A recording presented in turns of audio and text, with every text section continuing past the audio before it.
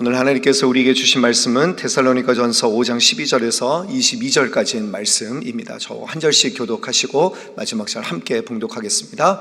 형제들아, 우리가 너희에게 구하노니 너희 가운데서 수고하고 주 안에서 너희를 다스리며 권하는 자들을 너희가 알고 그들의 역사로 말미암아 사랑 안에서 가장 귀히 여기며 너희끼리 화목하라. 또 형제들아, 너희를 권면하노니 게으른 자들을 권계하며 마음이 약한 자들을 격려하고 힘이 없는 자들을 붙들어주며 모든 사람에게 오래 참으라. 삼가 누가 누구에게든지 악으로 악을 갚지 말게 하고 서로 대하든지 모든 사람을 대하든지 항상 선을 따르라. 항상 기뻐하라. 쉬지 말고 기도하라. 범사에 감사하라. 이것이 그리스도 예수 안에서 너희를 향하신 하나님의 뜻이니라. 성령을 소멸하지 말며 예언을 멸시하지 말고 범사에 헤아려 좋은 것을 취하고 함께 봉독합니다. 악은 어떤 모양이라도 버리라. 아멘. 오늘 이 본문의 말씀은 데살로니가 교회 성도들에게 주는 마지막 가르침이라고 할 수가 있는 본문입니다. 구약에 10계명이 있다면 신약에서는 이 본문이 10계명이다 라고 그렇게 주장하는 학자들이 있습니다. 그래서 12절부터 1계명으로 시작하는데요, 1계명은 수고하고 섬기는 자들, 이 영적 지도자들을 인정하고 존중해 주라. 2계명은 13절, 너희끼리 사랑 안에서 화목하라. 3계명은 15절, 선으로 악을 이기라. 4절부터 그리고 네 번째부터는 항상 기뻐하라, 쉬지 말고 기도하라, 범사에 감사하라. 이렇게 쭉 이제 10계명을 신약의 10계명이다 이렇게 어떤 학자가 이야기하였습니다. 여러분, 저는 그리스도인으로서 우리가 지켜야 될 이런 기준이 있다는 것이 참 감사한 마음이 들었습니다. 우리가 그리스도인으로서 이 기준을 지켜나갈 때 흐트러짐이 없을 수가 있는 것이고요, 우리가 이렇게 이 기준을 따르고 말씀대로 나아갈 때 성령께서 우리와 함께 하심을 느끼게 되고 주님 안에서 성숙을 경험하게 된다는 것을 꼭 기억하셨으면 좋겠습니다. 우리가 이 10가지를 다 다루지 못하지만 그러나 이 10가지 중에서 가장 핵심적인 것, 신앙생활의 3대 강령이라고 하는 우리가 너무나도 잘 아는 말씀, 항상 기뻐하라, 쉬지 말고 기도하라, 범사에 감사하라, 이 말씀을 가지고 오늘 이 새벽에 은혜를 나누기를 원합니다. 여러분, 제일 먼저 하나님께서 우리에게 원하시는 뜻은 무엇이냐? 항상 기뻐하라는 것입니다. 우리 신앙생활을 한 단어로 표현한다면 기쁨입니다. 참 믿음의 증거는 기쁨입니다. 여러분들의 신앙생활은 어떻습니까? 인생을 시간으로 환산한 어떤 글을 보았는데요, 인생을 70년이라고 했을 때 통계를 냈더니 TV를 보는데 7년, 잠자는데 20년, 일하는데 23년, 먹는데 7년, 화내고 근심 걱정하는데 7년, 길에서 보내는데 5년. 그래서 다 통계를 내봤더니 인생에서 가장 행복하고 기쁘고 웃을 때는 며칠이냐? 며칠도 아니에요. 88일 밖에 안 되었다라는 거예요. 여러분, 아이들은 300번 이상 하루에 그렇게 웃는다고 하는데 우리 어른들은 7번도 웃지 않는다라고 하는 통계가 있습니다. 여러분들은 어떻습니까? 그런데 그 몇 번 웃는 것이라도, 여러분, 웃으면 복이 온다라는 말이 있잖아요. 우리가 웃으면, 기뻐하면 그 기쁨이 주는 힘이 있다라는 거예요. 제가 한 가지 에피소드를 나눌게요. 제가 여성 예배를 하면서 거기서 이제 섬기시는 우리 여자분들을 보니까 너무 감동이 되는 거예요. 그래서 제가 항상 그분들을 위해서 축복기도 합니다. 하나님, 우리 여자 종들, 여종들을 축복하시고 하늘의 신령한 은혜로 채워 주시옵소서. 제가 항상 이렇게 이제 입버릇처럼 그렇게 기도를 하였는데, 이제 어느 날 이제 우리 주일날 2부 예배 안내위원들을 이제 앞에 두고 이제 기도를 하는데 그날따라 여자분들만 오신 거예요. 그래서 여자분들만 오셨으니까 하나님, 이 여종들을 축복하시고 순종하고 섬길 때 남들이 모르는 기쁨을 알게 해달라고 간절히 기도했습니다. 근데 끝나고 났는데 어떤 분이 킥킥대시면서 저한테 오시는 거예요. 목사님, 저희들을 요정이라고 그렇게 말해 주셨죠? 그러면서 너무 좋아하시는 거예요. 이 동화 속에 나오는 요정들이라고 들으신 거예요. 근데 생각해 보니까 맞다. 정말 동화 속에 나오는 요정들처럼 너무 귀하신 분들이다. 그렇게 생각하니까 계속해서 웃음을 참지 못하고 그날 안내에 서는데 얼마나 힘이 되는지. 사실 이게 안내에 서는 게 쉽지가 않습니다. 성도들 한 분 한 분 인사드리고 악수하고 이렇게 안부를 묻는 것이 쉽지 않은데, 근데 그날 그렇게 웃고 나니까 얼마나 힘을 갖게 되는지 정말 기쁨으로 섬겼던 기억이 있습니다. 여러분, 그런데 기쁨이 주는 힘이 있는데, 근데 우리가 걸리는 것은 무엇입니까? 항상 기뻐하라는 거예요. 항상이라는 말이 걸리는 것입니다. 여러분, 우리가 인생을 왜 삽니까? 우리는 항상 기뻐하기 위해서 살잖아요. 항상 행복하기 위해서 그렇게 우리가 인생을 살고 있는데, 그런데 고작 평생 88일밖에 웃지 않는다고 한다면 이게 뭐가 잘못된 것 아니겠습니까? 우리가 생각하는 기쁨이라는 것이 잘못된 것 아니겠습니까? 그래서 여러분, 기뻐한다는 것은요, 감정이 아니에요. 기쁨은 상황에 따라서 주어지는 것이 아닙니다. 기쁨은 믿음의 선택입니다. 기쁨은 명령입니다. 그래서 빌립보서 4장 4절에 보면 주 안에서 항상 기뻐하라, 명령입니다. 느헤미야 8장에 보면 여로 인하여 기뻐하는 것이 너희의 힘이니라. 기뻐하는 것이 선택이고 명령이라고 우리에게 분명하게 말씀하고 있다는 것이죠.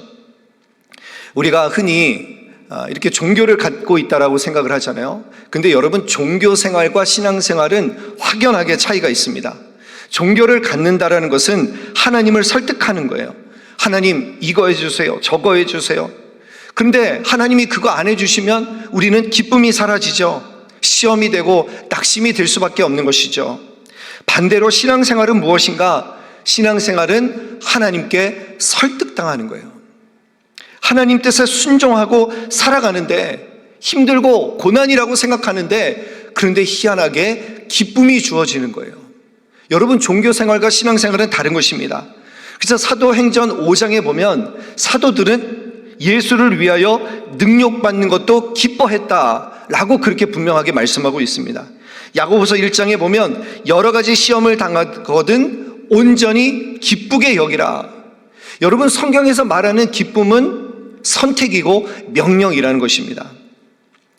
어제 담임 목사님 설교를 듣는데 제가 참 많이 공감이 되고 은혜 받는 말씀이 있었어요. 살아있다라는 것은 유연합니다. 죽어있다라는 것은 경직됩니다. 그래서 우리의 마음도 이렇게 고집을 피우고 이렇게 하면요, 그냥 거기에만 우리가 초점이 맞춰져 있면, 그러면 우리의 마음은 죽어 있는 거예요. 우리의 마음이 살아있어야 되잖아요. 부드러워져야 되잖아요. 그 부드러워진 마음은 어디에서 나오느냐? 바로 말씀에 대한 순종으로부터 그 부드러운 마음이 생겨난다는 것이죠. 여러분, 우리가 내 뜻을 고집하면서 하나님께 매달리지만, 그러나 물론 응답되면 기뻐하겠지만, 그러나 그것도 잠시 잠깐일 거예요. 그 내 뜻이 이루어지지 않으면 우리는 금세 실망하고 실족하게 될 수가 있는 그런 위험성이 있다는 거예요. 그래서 여러분, 기억하십시오. 신앙생활은 하나님께 설득당하는 거예요. 마음이 부드러워지는 거예요. 왜 여러분 마음이 부드러워질 수 있겠습니까? 어저께 담임 목사님 말씀하신 것처럼 한쪽 문이 닫히면 한쪽 문을 하나님께서 여신다라고 하는 그 믿음, 하나님께서 내 삶을 인도하실 거라고 하는 그 확실한 믿음이 있기 때문에 우리는 이 신앙생활을 하면서 우리의 마음이 부드러워질 수 있다는 것이죠. 여러분, 기억하십시오. 주 안에서 항상 기뻐하라. 기쁨의 근원은 내가 아니라 하나님이십니다. 하나님이 계시기 때문에 우리는 기뻐할 수 있는 거예요. 시험이 오고 고난이 오더라도 기뻐하라, 기쁘게 여기라.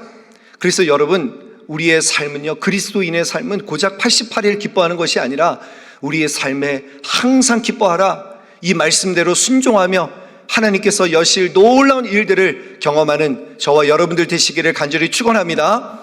두 번째 뭐예요? 쉬지 말고 기도하라. 여기서도 걸리는 말이 뭐예요? 쉬지 말고입니다. 어떻게 쉬지 않고 우리가 기도할 수 있겠습니까? 그리고 여러분, 이 빌립보서에 보면 모든 일에 기도와 간구로 너희 구할 것을 감사함으로 하나님께 아뢰라고 그랬잖아요. 어떻게 우리가 모든 일에 기도할 수 있을까요? 어떻게 우리가 쉬지 않고 기도할 수 있을까요? 여러분, 쉬지 않고라는 말은요, 틈을 주지 말라라는 말입니다. 제가 예전에 나눴던 기억이 있는데 이 악마의 맞자는 틈새 맞자입니다. 틈새. 여러분, 악마는, 사탄은 이 틈새를 노려요. 그러니까 이 말은 무슨 말입니까? 틈을 주지 말라는 거예요. 마귀에게 틈을 주지 말라는 거예요. 모든 일에 주님 앞에 기도하고 하나님께 붙들림 받은 삶을 살아가라는 거예요. 항상 하나님을 생각하고 그 말씀 가운데 거하려고 하고, 그렇게 우리가 이 기도를 호흡처럼 주님과 매일 붙어 있으라고 하는 말씀이 바로 쉬지 말고 기도하라라는 말씀일 것입니다. 세 번째, 범사에 감사하라. 그런데 우리 한번 18절 말씀 한번 읽어볼까요? 18절 같이 한번 읽어보겠습니다. 시작. 범사에 감사하라. 이것이 그리스도 예수 안에서 너희를 향하신 하나님의 뜻이니라. 아멘. 여러분, 범사에 감사하라 그랬는데 이것이 누구를 위해서요? For you. 우리를 위해서, 너희를 위해서 범사에 감사하라 이렇게 말씀하고 있는 것입니다. 여러분의 삶을 한번 보십시오. 여러분 계속해서 감사하고 있습니까? 아니면 나도 모르게 불평과 원망이 튀어나오고 있습니까? 인간의 뇌에는 불평엽이라는 게 있다고 합니다. 그래서 시도 때도 없이 막 불평이 튀어나오는 거예요. 이게 인간의 본성이라는 거예요. 제가 얼마 전에 책장을 정리하다가 예전에 읽었던 이 작고하신 최인호 작가의 인생 꽃밭이라고 하는 에세이를 발견했어요. 그래서 그 책을 다시 한번 읽어보기 시작하는데 거기 이런 내용이 있어요. 이 작가가 그 오래전에 그 아들이 아빠에게 부탁이 있다면서 찾아왔다라는 거예요. 그래서 무슨 부탁을 하려느냐? 그랬더니 아빠에게 대뜸 성형수술을 하라는 거예요. 야, 아빠가 무슨 성형수술을 하냐? 그랬더니 이 아이가 이 눈썹과 눈썹, 이 미간을 가리키면서 주름살을 지워버리라고 그렇게 아빠에게 요청을 했다라는 거예요.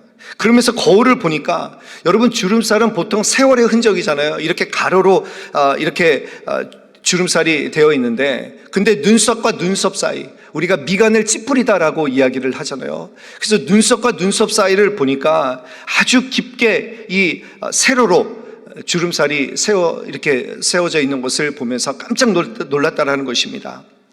우리가 화를 내거나 짜증을 낼 때 그때 이제 생기는 주름살이 이 미간 사이에 있는 이 주름살 아니겠습니까?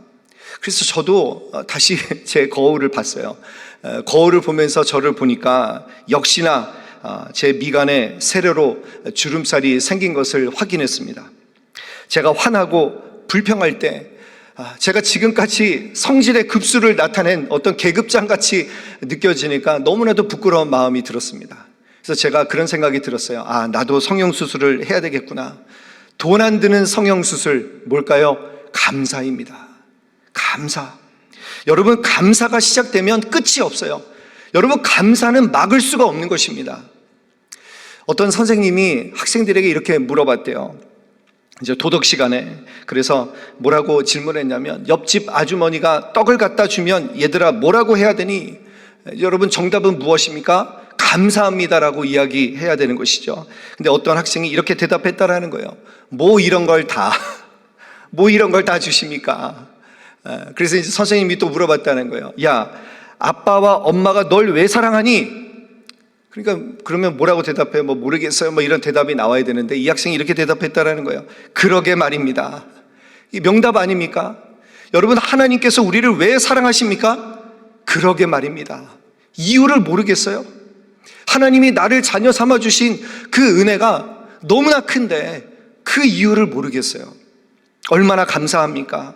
우리가 구원받은 백성으로 살아갈 수 있다는 것이 여러분 얼마나 큰 감사입니까? 그래서 여러분, 감사는 우리를 위해서 주신 거예요.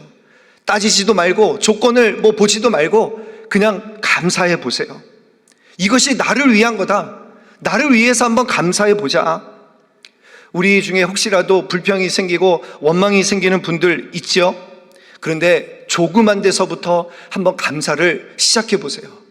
오늘 이 아침에서부터 여러분 기도하시면서 하나님 앞에 감사한 것이 무엇인가 한번 생각해 보시기를 바랍니다. 그러면 감사는 끝이 없어요. 감사를 통해서 하나님께서 우리에게 놀라운 은혜를 회복시켜 주실 줄로 믿습니다. 말씀을 정리합니다. 여러분, 오늘 하루 살아갈 때 신앙생활의 3대 강령, 오늘 이 말씀, 우리가 너무나도 잘 알고 있는 말씀이지만 그러나 우리가 이 말씀대로 살아가고 있느냐? 우리 자신에게 질문한다고 한다면 너무나도 부끄럽고 연약한 모습일 것입니다. 이 말씀 기억하시면서 하나님 항상 기뻐하겠습니다. 하나님께서 내 길 열어가실 것을 믿음으로 확신하니까 하나님 순종하며 주님 인내하며 믿음의 길 걸어가며 기뻐하겠습니다. 하나님 마귀에게 틈 주지 않겠습니다. 쉬지 말고 기도하겠습니다. 하나님 범사에 감사하겠습니다. 이것이 나를 위해서 하나님께서 명령하신 그 명령임을 기억하면서 범사에 감사함으로 우리 인생에 풍성한 기쁨과 은혜가 넘쳐나는 오늘 하루의 삶이 되시기를 주님의 이름으로 간절히 축원합니다. 아멘. 같이 기도하겠습니다.